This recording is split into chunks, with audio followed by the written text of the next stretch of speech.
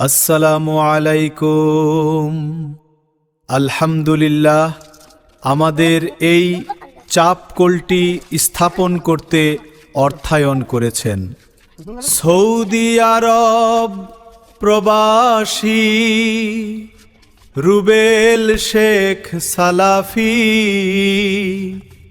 আল্লাহ তাআলা ভাইয়ের দান কবুল করুন, জাযাকাল্লাহু খাইরান। অসহায়দের কল্যাণে একটি হালাল রুজির ফান্ড, অসহায়দের কল্যাণে একটি হালাল রুজির ফান্ড।